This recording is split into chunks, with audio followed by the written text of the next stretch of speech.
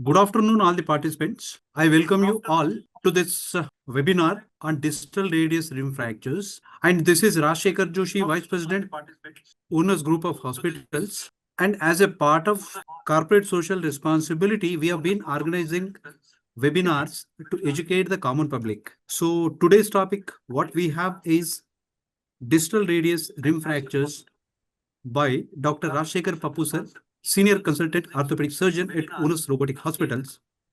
So with this introduction, I'll hand over the session to Dr. Rajasekkhar Pappuu sir. Sir, please. Hello, good afternoon. Very happy to be back again. This is about distal radius rim fractures. Distal radius fractures are very common, but you can divide them into three types: simple, complex, and rim fractures. The most complex fracture is rim fracture. So why are they are important? Because they have peculiar pattern of fracture pattern and always associated with complications if untreated. Most of the distal radius fractures are very benign. They don't have any complications. Even if you don't treat, they will have malunion. But complication like arthritis, pain, and all that is very rare in distal radius fracture.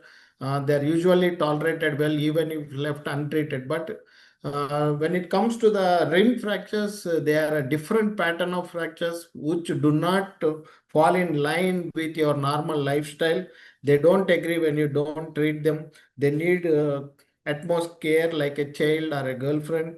So you have to be very careful while handling these fractures. So what are the special fractures? These fractures happen very close to the articular rim.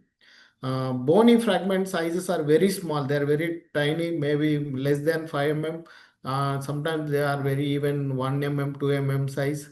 And the joint is always unstable. So in these fractures, joint is unstable, leading to the subluxation or dislocation of the joint.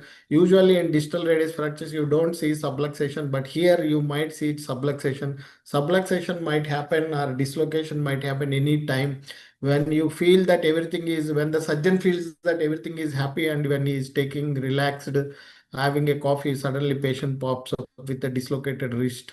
So you cannot expect when the complications might happen. So because of this small fragment size, fixation is very difficult.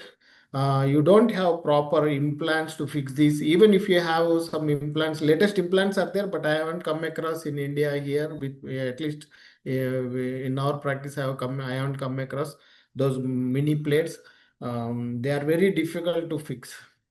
So what is a rim fracture? See, if you take rim fracture, this blue line is the area where this fracture happens.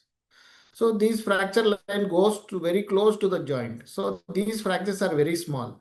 So this is called quadratus line. This is a watershed line. There are three lines here.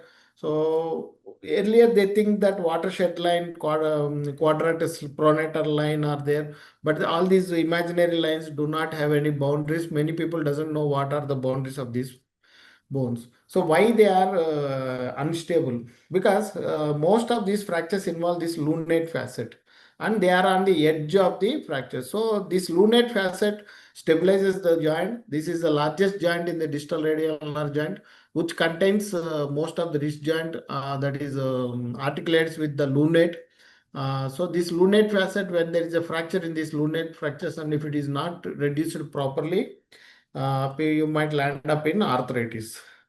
So this is a CT scan of the X-ray where it is showing. See, in these fractures, if you go to this fractures, this part of the bone is always intact. You will not have any fracture in this part of the bone. Always the fracture is very close to the joint. So you will not have fixation options also to put screws here. That's the whole issue here, and soft tissue is very severely injured. So here, see this X-ray, even here metaphysis is intact. This fracture has extended a little bit into the metaphysis, but otherwise the fragments are very small. See how small they are on CT scan. You always need to take a CT scan to take this.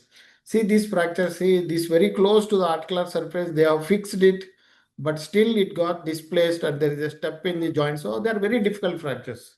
This is another example of fracture where they have done.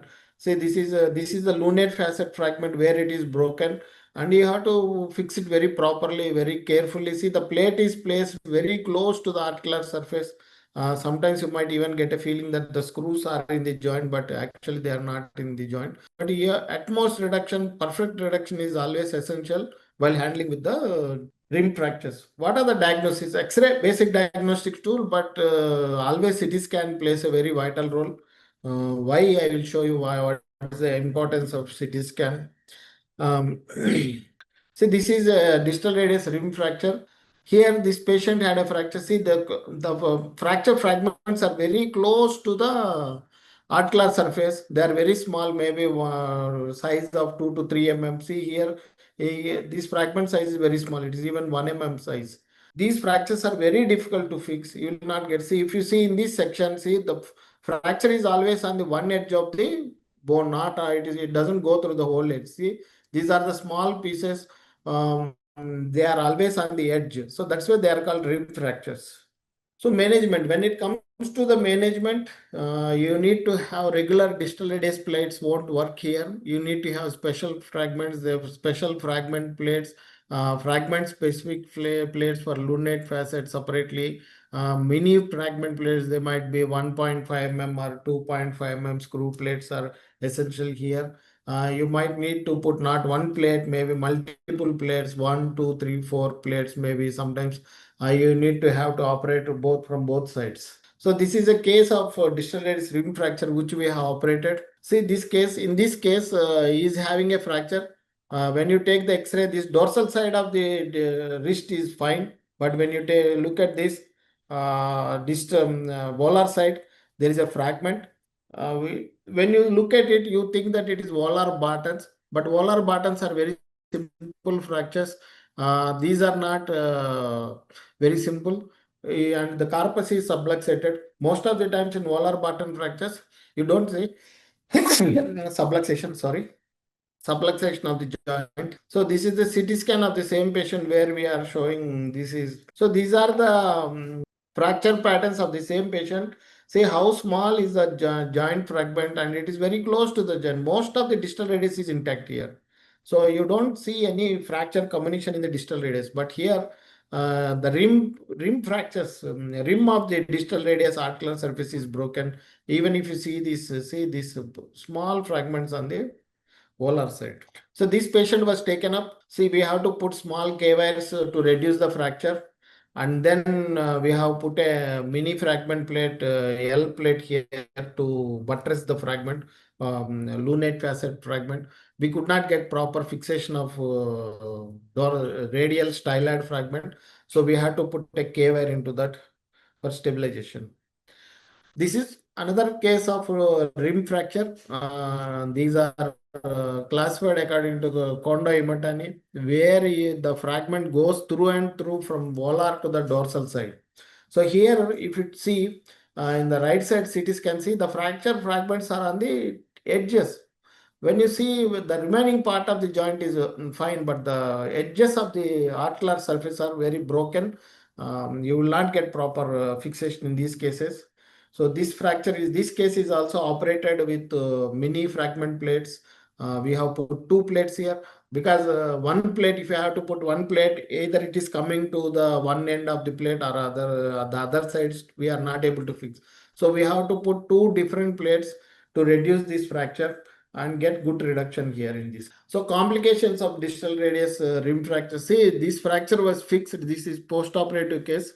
What they have not considered is the rim fragment. They did not get proper buttressing of the rim fragment here. So what happened after a few days, that got dislocated. So because if you don't fix it, they get dislocated. So this is what happens.